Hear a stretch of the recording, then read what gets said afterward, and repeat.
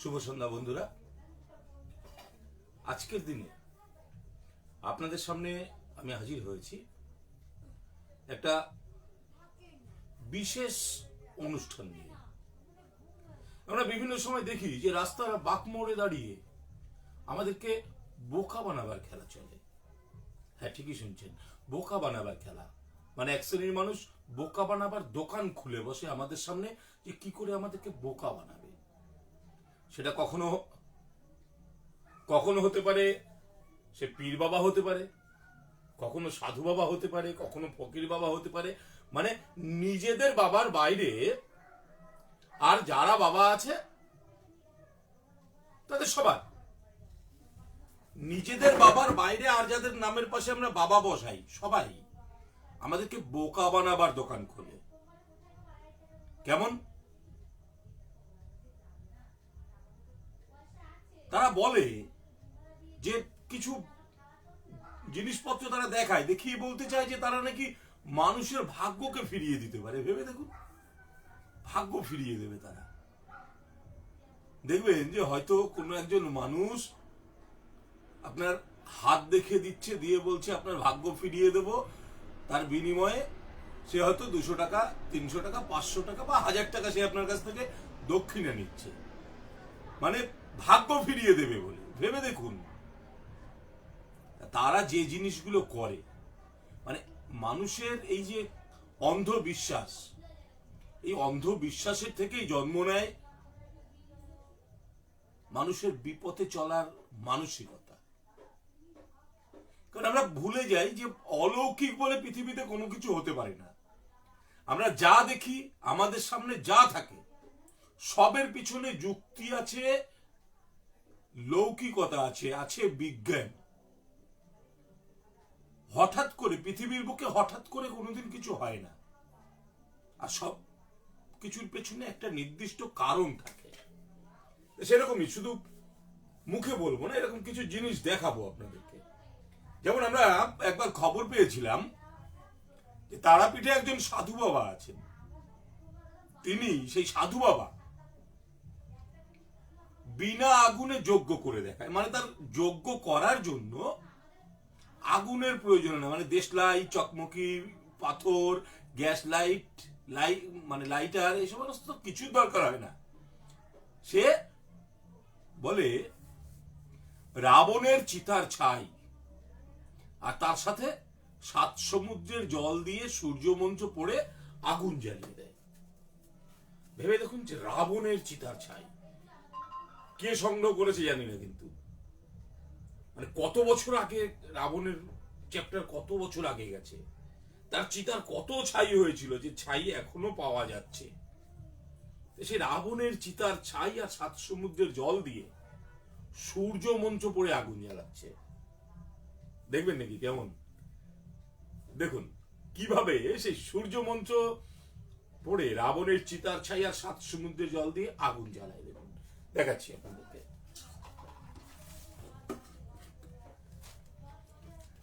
দেখুন, একটা মাটির সরা নিয়ে নিলাম আগুনটাকে জ্বালাবো জন্য। মাটির সরা বসিয়ে দিলাম। এখানে দেখুন পেপার কাগজ আছে। একটা পেপার কাগজকে আমি অর্ধেক করে নিচ্ছি। এবার এটাকে টুকরো টুকরো করে দিচ্ছি। দেখুন,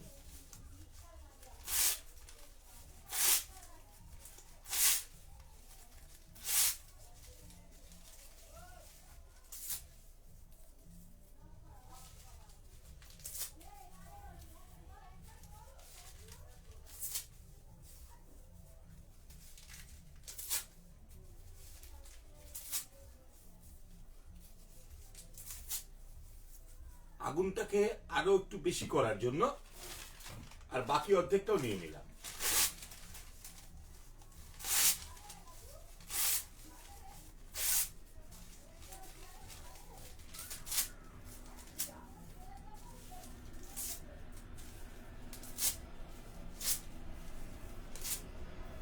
দেখুন, পুরো কাগজটাকে কিন্তু কেটে আমি এখানে দিয়ে দিলাম। এবার ওই সাধু বাবা যেটাকে বলেন যে রাবণের চিতার ছাই,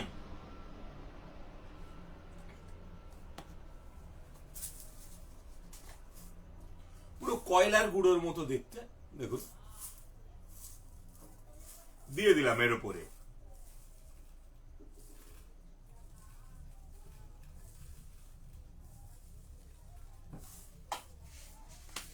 এরপর যেটা করতেন সেই সাধু বাবা বলতেন 7 সমুদ্রের জল। 7টা সমুদ্রের জল কে একসাথে করেছে সেটাও কিন্তু জানি না, দিয়ে দিচ্ছি। দেখুন,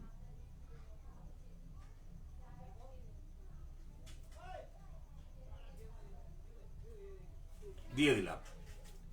এরপরে ওই ভদ্রলোক যেটা করতেন,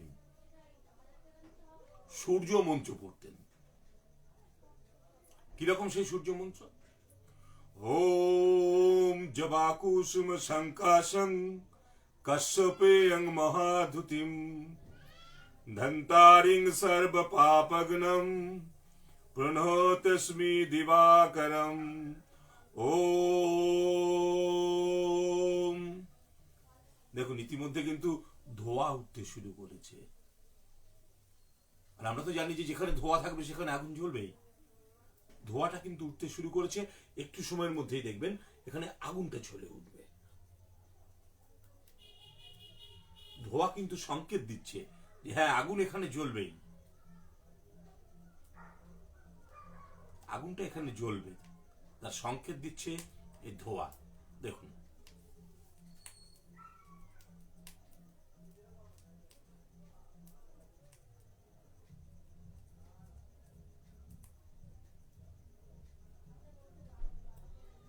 আগুনটা এখানে জ্বলে উঠবে। তাহলে আগুনটা জ্বলতে থাকুক। আর এর সাথে সাথে কিভাবে এই যে রাবণের চিতার ছাই, এর রহস্যটা কি? আমরা একটু রহস্যটা জানি, যে কোন রহস্যতে আগুনটা ওইভাবে জ্বলে ওঠে। তাই একটু দেরি হচ্ছে জন্য আরো একটু সেই রাবণের চিতার ছাই দিয়ে নিচ্ছি। দেখুন,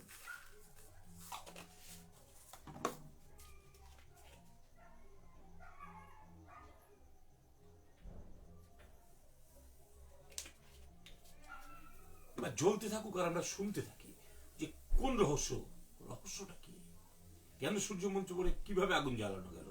কারণ আপনারা যারা দেখছেন তাদের তো শিখতে নিশ্চয়ই ইচ্ছা করছে যে কিভাবে আগুনটা যদি আপনিও জ্বালাতে পারেন, তাই না? আপনিও পারবেন। যারা যারা দেখছেন বা আগামীতে যারা এই অনুষ্ঠানটা দেখবেন এই আমাদের গ্রুপের মাধ্যমে, তারা কিন্তু সবাই পারবেন এইভাবেই আগুনটাকে জ্বালাতে। দেখুন, রাবণ বলে কেউ ছিল কিনা আমরা আদৌ জানি না, কারণ বিজ্ঞান, দেখুন আগুনটা কিন্তু জ্বলে উঠেছে, আগুনটা কিন্তু দাউ দাউ করে জ্বলছে।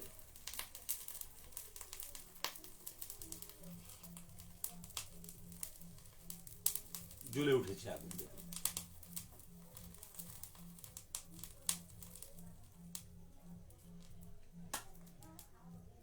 এবার আপনারা শিখে নিন যে কিভাবে আগুনটা জ্বালানো গেল। আমরা আদৌ জানি না যে রাবণ বলে কেউ ছিল কিনা, মানে কারো ধর্মীয় ভাবাবেগে আঘাত দেওয়াটা আমার কাজ না, তবু বলতে হয়। কারণ আজ পর্যন্ত 10টা মাথার কোনো প্রাণী পাওয়া যায়নি। অনেকগুলো চোখের প্রাণী পাওয়া গেছে, যার নাম, যেটাকে আমরা পুঞ্জাক্ষী বলি, অনেকগুলো চোখের সমাহার। সেই পুঞ্জাক্ষীওয়ালা প্রাণী পাওয়া গেছে, কিন্তু 10টা মাথা কোনো প্রাণীর আজ পর্যন্ত পাওয়া যায়নি। তাহলে সে 10 মাথার রাবণের চিতার ছাই আপনিও সংগ্রহ করতে পারবেন। হ্যাঁ, আপনিও পারবেন। আপনার বাড়ির পাশে যে কোনো একটা ওষুধের দোকানে চলে যান, যে কোনো একটা ওষুধের দোকানে গিয়ে বলুন আমাকে 1 প্যাকেট পটাশিয়াম পারম্যাঙ্গানেট দিন। আবারও বলছি নামটা, পটাশিয়াম পারম্যাঙ্গানেট। ওই ধরুন 25 গ্রামের দাম এখন বর্তমান সময় হয়তো 35 টাকা নেবে। একটু সরিয়ে দিলাম এবার, ধোয়াটা আসছে জন্য। 25 গ্রামের দাম নেবে হয়তো 35 টাকা, যেটা দেখতে কয়লার গুঁড়োর মতো, মানে কালো রঙের দানা দানা। এইবার 7 সমুদ্রের জল, কে গেছিল 7টা সমুদ্রের জল সংগ্রহ করতে? জানেন না তো, এটা সম্ভব নাকি? রূপকথায় হয় যে ওই রাজপুত্র রাজকন্যাকে বাঁচানোর জন্য পঙ্খিরাজ ঘোড়ায় চড়ে 7টা সমুদ্রের জল নিয়ে আসলো। বাস্তব জীবনের সাথে রূপকথার তো কোনো মিল নেই। তাহলে কি করে হলো? এটা হচ্ছে গ্লিসারিন। এই যে এখন শীতকাল আমরা গায়ে মাখবো সবাই, গ্লিসারিন। এই গ্লিসারিন এবং পটাশিয়াম পারম্যাঙ্গানেট যখন একত্রিত হয়ে বিক্রিয়া করছে, বিক্রিয়া করে তাপ উৎপন্ন করছে, তাপমোচী বিক্রিয়া। সেই তাপটাকে ধরে রাখার জন্য কাগজ দেয়া হলো। যারা এগুলো মানুষকে বোকা বানাবার জন্য যারা দেখায়, তারা ওখানে পাটকাঠি দেয়, বেলকাঠ দেয়, সাথে একটু নিচে ঘি দিয়ে রাখে, যাতে আগুনটা কোন রকমে জ্বললেই ছড়িয়ে পড়তে পারে। আর সূর্যমন্ত্রের জায়গায় যদি যে কোনো একটা গান বাজিয়ে দেওয়া যেত, আপনারা যে দর্শক বন্ধুরা দেখছেন এই অনুষ্ঠানটা, তারা যদি মনে মনে কোনো গান করতেন, তবুও কিন্তু এটা হতো। কেন জানেন? সূর্যমন্ত্রটা আর কিছুই না। সূর্যমন্ত্রটা হচ্ছে এই যে বিক্রিয়াটা যে হবে, এই বিক্রিয়া করার যে সময়টা লাগে, সেই সময়টাকে অতিক্রান্ত করার জন্য হচ্ছে আমাদের সূর্যমন্ত্র পড়া। এখানে সূর্যমন্ত্রটা কোনো বিষয় নেই। এবার আসি পরেরটাতে, আসি পরের খেলায়। কিন্তু মাঝে যেটা বলে নেব যে অলৌকিক বলে পৃথিবীতে কোনো কিছু হয় না, কোনো কিছু থাকতে পারে না। যদি অলৌকিক বলে কোনো কিছু থাকতো, আচ্ছা ধরুন আপনাদের পাড়ায় দেখবেন, হয়তো আপনাদের অনেকের বাড়িতেও আছেন, যে হাতে মুক্তোর আংটি দিচ্ছেন, বলছেন মাথা ঠান্ডা হবে। কেউ পলা পড়ছেন, মাথা ঠান্ডা হবে। আচ্ছা বলুন তো, এই যে রাষ্ট্রনেতারা এক রাষ্ট্রের সাথে আরেক রাষ্ট্রে যুদ্ধ করে, যদি পাথরে সত্যি কাজ হতো, মাথা ঠান্ডা হতো, তাহলে তাদের আঙুলে যদি পরিয়ে দেওয়া হতো, তাহলে তো এই এত বড় বড় যুদ্ধগুলোকে আটকানো যেত নাকি? বা আপনার বাড়ির যদি কারোর হাতে দিয়েছেন, ধরুন আংটি আছে, বা পাড়ায় কারো, তার কি কখনো মাথা গরম হয় না? ছেড়ে দিন, যুদ্ধ ছেড়ে দিন। মুক্ত পাওয়া যায় সমুদ্র গর্ভে, ঝিনুকের ভেতরে।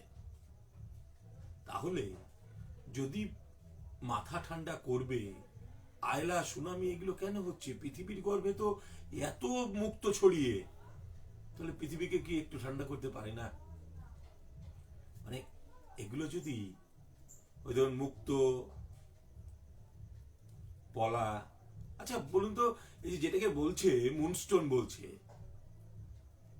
মুনস্টোন মানে হচ্ছে চাঁদের পাথর। আচ্ছা চাঁদে কে গেছিল বলুন তো? গিয়ে যে পাথরটা নিয়ে এলো আর সেটা দোকানে দোকানে বিক্রি হচ্ছে, কে গেছিল চাঁদে? চাঁদের পাথর তো আমরা ব্যবহার করছি, কে এনেছিল?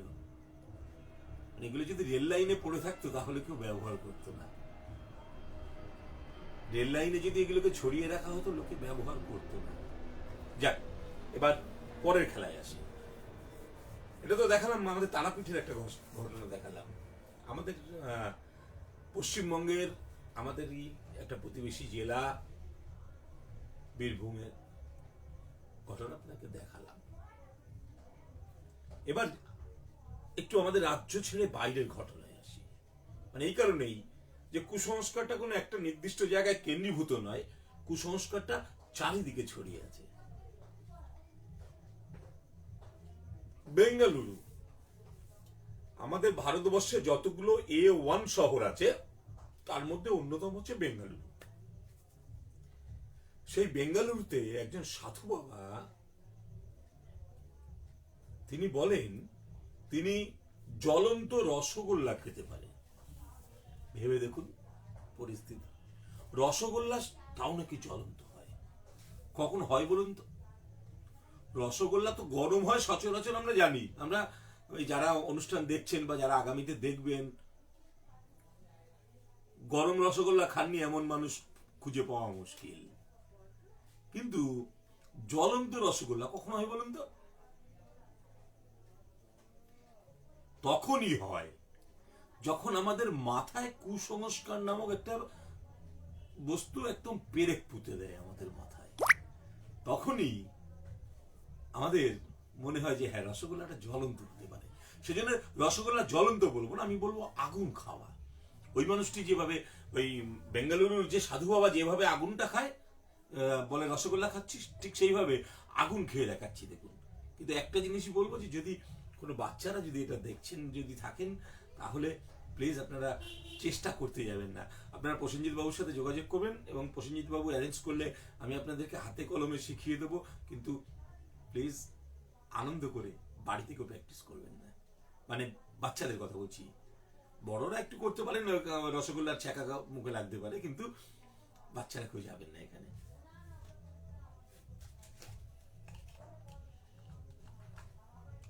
দেখুন আগুনটা কিভাবে খায়।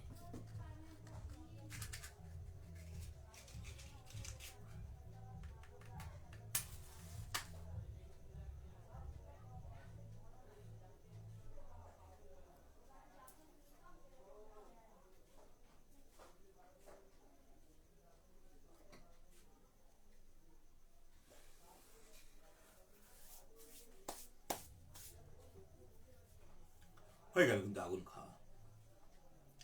আমি যেমন আপনাদের সামনে মুখ থেকে আবার জিনিসটা বের করলাম, ওই সাধু বাবা যখন খায়, সাধু বাবা কিন্তু আর সবার সামনে বের করে না, তার দোকানের পর্দা পড়ে যায়, এবং পড়ে যাওয়ার পরে সে, আমি যেমন আপনাদের সামনে মুখ থেকে বের করলাম, কারণ আমার তো হচ্ছে আপনাদেরকে অন্ধকারে নেওয়া নয়, ওটা যে অন্ধকার সেটা বোঝানো আমার কাজ, সেই জন্য আপনাদের সামনে বের করলাম। বিষয়টা হচ্ছে সাধু বাবা, ওই যে সাধু বাবা তিনি জানেন যে পদার্থের যে শ্রেণী বিভাগ আছে, তার মধ্যে একটা বিভাগ হচ্ছে উদ্বায়ু পদার্থ, যেটা বাতাসে মিলিয়ে যায়। সেই উদ্বায়ু পদার্থের মধ্যে একটা জিনিস আছে যার নাম হচ্ছে কর্পূর। এটা হচ্ছে সেই কর্পূর। আপনি দেখছিলেন যে আগুনটা কিন্তু ওপর দিকে উঠছিল, আগুন চারিদিকে ছড়াচ্ছিল না, কিন্তু আগুনটা ওপর দিকে উঠছিল। সাধু বাবা যেটা করতেন, আমিও সেইটাই করেছি। কথা বলতে বলতে আপনাদের সাথে আমার জিভে একটু লালা এনে রাখলাম, তারপরে জ্বলন্ত কর্পূরটাকে জিভের উপরে বসিয়ে দিলাম। বসিয়ে দিলে যেটা হলো, দেখছিলেন যে আগুনটা উপরের দিকে উঠছে। যখন দেখলাম যে মুখটা হালকা গরম হয়ে আসছে, মুখটাকে বন্ধ করে নিলাম। আপনারা দেখলেন আগুনটা আমার মুখের মধ্যে চলে গেল। যে কি হয়, আগুন চলে গেল, মুখ পুড়ে যেতে পারে হয়তো। ওই সাধু বাবার যে অন্ধ ভক্তবৃন্দ, তারাও এটা ভাবে যে বাবার কি অসীম ক্ষমতা, আগুন খেয়ে ফেললো। কিন্তু বিষয় যেটা হলো, জ্বলন্ত কর্পূরটা যখন আমার মুখের ভেতরে গেল, মুখের ভিতরে গিয়েই কিন্তু এটা নিভে গেল, মানে একদম সামান্য সময়ের মধ্যে নিভে গেল। কেন না, আমার মুখের ভেতরে যে অক্সিজেনটুকু ছিল, এই আগুন মুখের ভেতরে গিয়ে সেই অক্সিজেনটাকে পুড়িয়ে দিল। কারণ অক্সিজেন না হলে, মানে বিজ্ঞান এটা প্রমাণ করেছে যে অক্সিজেন না থাকলে সেখানে কখনো আগুন জ্বলে না। যার জন্য মুখের ভেতরের অক্সিজেনটা যে শেষ হয়ে গেল, কর্পূরটা কিন্তু নিভে গেল। কারণ অক্সিজেন নেই, সে আর জ্বলতে পারছে না। আরো একবার দেখাচ্ছি।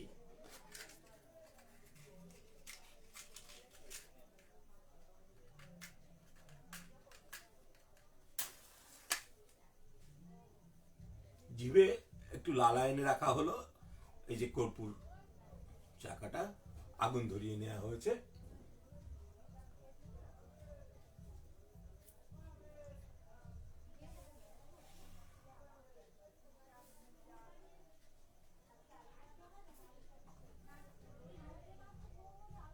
দেখুন,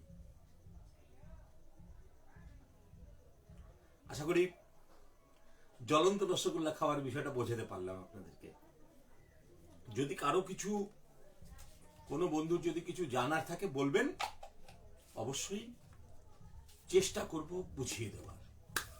আমি প্রসেনজিৎ দাকে যে যে প্রোগ্রাম করার কথা বলেছিলাম, 3টে প্রোগ্রামের কথা বলেছিলাম, মাঝে আরেকটা ছোট্ট প্রোগ্রাম দেখিয়ে দিই, যেটার মনোরঞ্জন হিসাবেই নিতে হবে।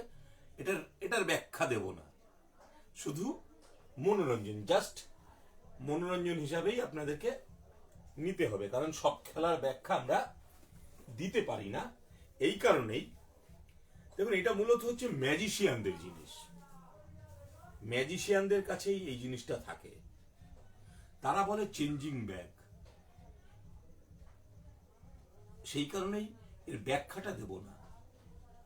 কিন্তু এই খেলাটা না মনে হয়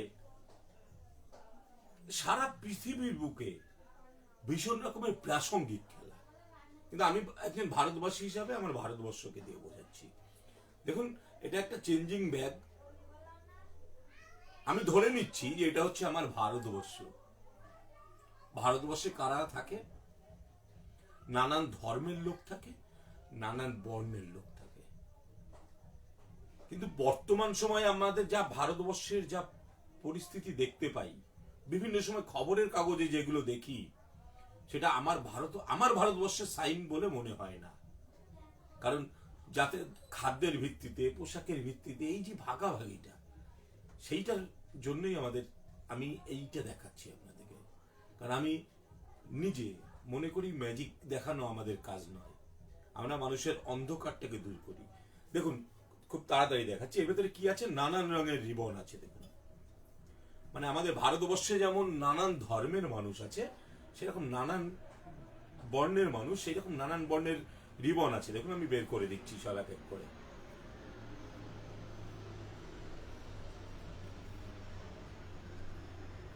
কিন্তু যদি এরকম ভাবে সবাইকে যদি আলাদা করে দিই তাহলে কি হবে? যদি সবাইকে আলাদা করে দিই তাহলে কি হবে?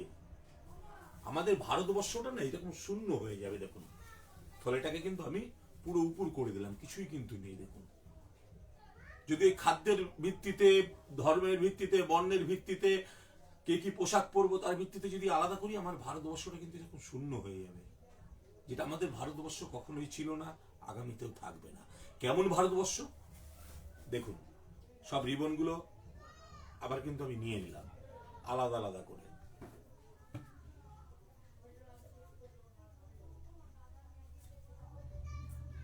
এবার দেখাই যে কোন ভারতবর্ষ আমরা চাই, বা আমাদের স্বপ্নের ভারতবর্ষ, আমরা জেনে এসেছি যে ভারতবর্ষ। কারণ আমরা চাই সেই ভারতবর্ষ, আমাদের ভারতবর্ষ সেটাই, যেটা এক ধর্মের মানুষ, এক বর্ণের মানুষ একে অপরের হাত ধরাধরি করে আমরা থাকতে পছন্দ করি। এই হচ্ছে আমার ভারতবর্ষ। কিন্তু উপর করে দিলাম, শূন্য করে দিলাম। দেখুন, পুরো খালি থলে। এইটাই হচ্ছে আমার ভারতবর্ষ।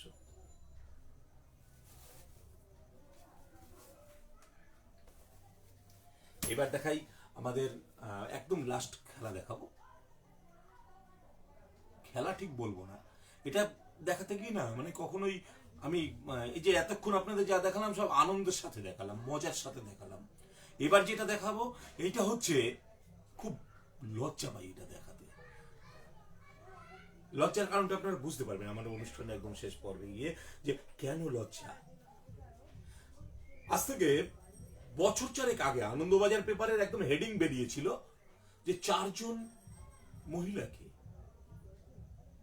পুড়িয়ে মারা হয়েছে ডাইনি অপবাদে। ভেবে দেখুন, যে সময় দাঁড়িয়ে আমাদের ভারতবর্ষের মেয়ে সুনিতা উইলিয়ামস মহাশূন্যে ভেসে বেড়ায়, ঠিক সেই সময় দাঁড়িয়েই আমাদের দেশে মেয়েদেরকে আগুনে পুড়িয়ে মারা হয়। বলা হচ্ছে তোমার মধ্যে ডাইনি ভর করেছে। এটা লজ্জার নয় কি? আমরা জানার চেষ্টা করেছিলাম যে কি হয়েছিল, কেন ওই মেয়েটিকে মারা হলো, মানে 4 জন মারা গেল কেন। খোঁজ নিয়ে জানলাম যে ওই গ্রামের যিনি মোড়ল মাতুব্বর, তিনি নিবেদন দিয়েছেন যে ওই যে 4 জন মহিলা, তাদের মধ্যে নাকি ডাইনি ভর করেছে। তো সে 4 জন মহিলা, তারা তো নিজেরা নিজেদেরকে নির্দোষ প্রমাণিত করার জন্য যা বলার বলেইছে। তখন ওই মানুষটি বললেন, মানে এনাকে আর ভদ্রলোক বলতে পারলাম না, মানুষও বলা যায় কিনা জানি না, আপনারাই ঠিক করবেন যে এই এরকম এদেরকে মানুষ বলা যায় কিনা। সে ঠিক করে বলে দিল যে ওই যে 3 জন মহিলা, ওই 3 জনের 4 জন মহিলা, 4 জনের ভেতরে ডাইনি ভর করেছে। প্রমাণ দিতে হবে কি করে? অগ্নি পরীক্ষা দিয়ে। ভেবে দেখুন, এই সময়ে দাঁড়িয়ে যখন ভারতবর্ষের বিজ্ঞান রকেট গতিতে ছুটছে সেই সময় দাঁড়িয়ে বলা হচ্ছে ওর ভেতরে ডাইনি আছে, তাকে সরাতে হবে। অগ্নি পরীক্ষার ব্যবস্থা হলো, বড় বড় আগুনের কুণ্ডলি বানানো হলো। যে লোকটি বললেন যে ওদের মধ্যে ডাইনি আছে, প্রমাণ দিতে হবে, তিনি মাথার উপরে কেরোসিন তেল ঢেলে নিলেন, নিয়ে আগুনের কুণ্ডলির মধ্যে থেকে আস্তে আস্তে করে হেঁটে চলে গেলেন। আর ওই যে 4 জন মহিলা যাদের মাথায় বসেছিল, একটু আগে বলছিলাম না যে কুসংস্কারের পেরেক যদি পোতা থাকে, সেরকম তাদের মাথায় বসেছিল যে সীতা অগ্নি পরীক্ষা দিয়েছিল, তার কিছু হয়নি, কাজেই আমরা নিষ্পাপ, আমাদের কিছু হবে না। তারাও মাথায় কেরোসিন তেল ঢেলে যখন ওই আগুনের কুণ্ডলির ভেতরে চলে গেল, আগুনে পুড়ে মারা গেল। ওই 1 গ্রাম লোক যারা ওই ঘিরে দাঁড়িয়ে দেখলো যে পুড়ে মারা যাচ্ছে 4 জন মহিলা, কিন্তু কেউ বাঁচাতে গেল না, কারণ তারা জানে যে 4 জন মহিলা না, 4টে ডাইনি মরছে। সেই জন্যেই ওই যে বলছিলাম যে এটা দেখিয়ে মজা পাই না, এটা তো আমাদের লজ্জা, আমাদের ভারতবর্ষের লজ্জা যে এখনো ডাইনি প্রথাটা আমরা বিলুপ্ত করতে পারিনি।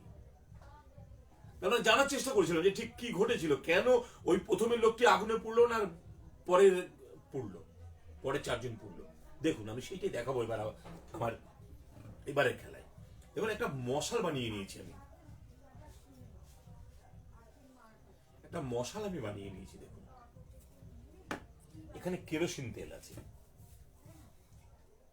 আমরা যখন বাইরে যখন দেখাই, সামনাসামনি দেখাই, তখন কেরোসিন তেল কিনে এটা দেখতে দিই, মানুষ এসে শুকে পরীক্ষা করে দেখতে পারে কেরোসিন কিনা। কাজেই অনলাইনে তো দেখানোর সুযোগ নেই, সেই জন্য বলে দিলাম এটা কেরোসিন তেল আছে।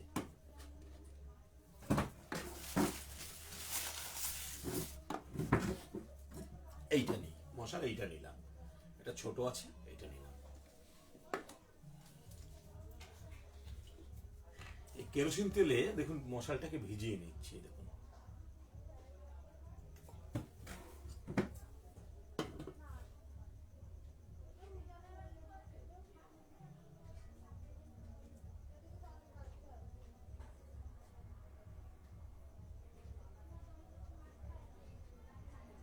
এবার এই কেরোসিন তেল দিয়ে আমি আমার হাতটাকে ভিজিয়ে নিচ্ছি। দেখুন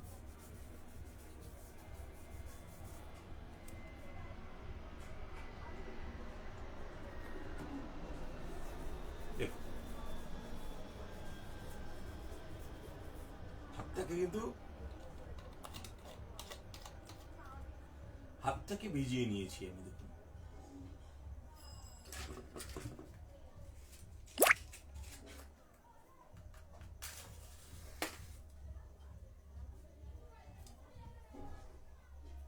দেখুন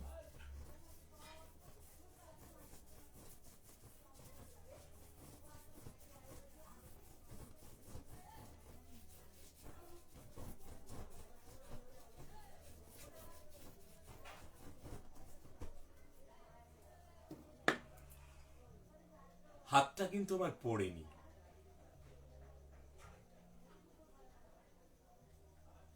হাতটা কিন্তু আমার পড়েনি। দেখুন পড়ে না, কারণ কারণ আগুনকে ব্যবহার করার বিজ্ঞানটা আমি জানি, যেটা পুরুলিয়ার ওই নিদেন দিয়েছিলেন যিনি, তিনি জানতেন আগুনের ব্যবহার, কিন্তু যে ব্যবহারটা ওই 4 জন মহিলা জানতেন না, যার জন্য তারা সীতাকে স্মরণ করে আগুনে প্রবেশ করলেন এবং পুড়ে মারা গেলেন। প্রথমের লোকটি বিজ্ঞানকে হাতিয়ার করে ঢুকেছিলেন জন্য কিন্তু তার কোনো ক্ষতি হলো না। কি বিজ্ঞান? দেখুন অনেকের মনে হয় যে আমরা যখন দেখাই এটা হয়তো কেরোসিন তেল নেই, এটা হয়তো মনে হয়, আর যারা ওপারে রয়েছেন তাদের তো মনে হবেই। সামনাসামনি অনেকে বিশ্বাস করেন, আর আপনারা দূর থেকে কেন করবেন? রংটা যে কেরোসিন এটা বুঝতে পারছেন, আর এটা যে কেরোসিনই, এটা কারণ হচ্ছে কেরোসিন ছাড়া অন্য কিছু হলে এটা দেখানো যাবে না, কেরোসিন তেলই হতে হবে।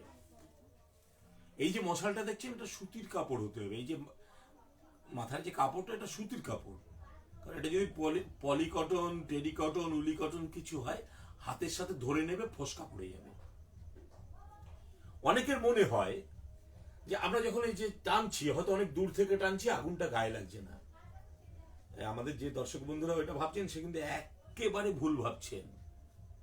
কারণ হাতের সাথে চেপে ধরে নিয়েই টানতে হবে। দূর থেকে যদি টানা হয় হাতে ফসকা পড়বে।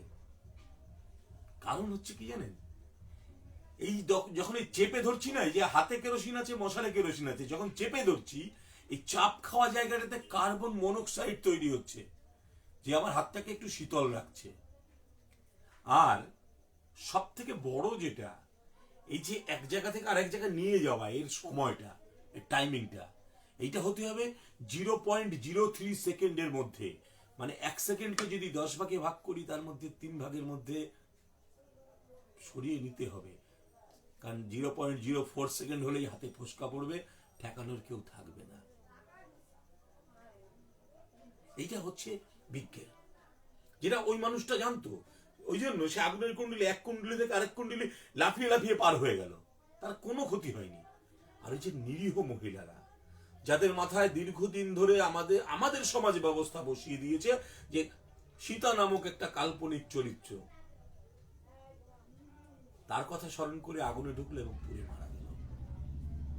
যারা অনুষ্ঠান দেখছেন তাদেরকে বলবো, বা যারা আগামীতে দেখবেন এই অনুষ্ঠান, যারা দেখবেন সবাইকে বলবো, অলৌকিক বলে পৃথিবীর বুকে কিছু কোনোদিন ছিল না, আগামী দিনেও আসবে না।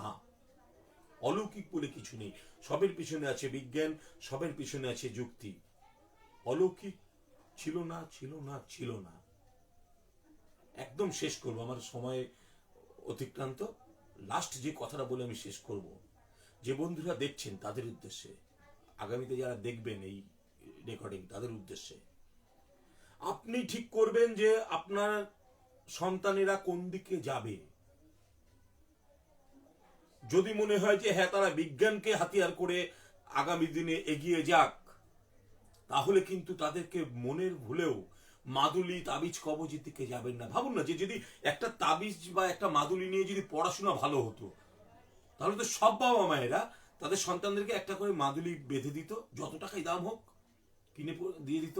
তার তো আর মাসে মাসে টিউশন ফিসটা লাগতো না, মাদুলিতে তার রেজাল্ট ভালো করে দিত নাকি? যদি চাকরি পাওয়া যেত মাদুলি পরে, সবাই তো এই এত বেকার থাকতো নাকি? থাকতো না। সেই জন্যই বলছি যে এটা আপনি ঠিক করুন, আপনার সন্তান বিজ্ঞানকে হাতিয়ার করে এগোবে, মানে আলোর দিকে যাবে না অন্ধকারের দিকে। যদি মনে হয় যে আপনার সন্তান আলোর দিকে এগোবে, তাহলে তাকে মাদুলি, তাবিজ, কবজের মধ্যে আনবেন না, আনবেন না এবং আনবেন না।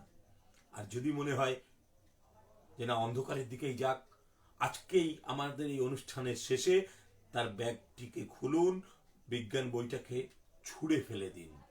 কারণ হাতে তার মাদুলিও দেবেন, আংটিও দেবেন, আবার বিজ্ঞান বই পড়াবেন, দুটো তো একসাথে হতে পারে না। আলো আর অন্ধকার একসাথে থাকে নাকি? থাকে না। কাজেই বিজ্ঞানকে হাতিয়ার করুন, মনকে যুক্তিবাদী করে তুলুন।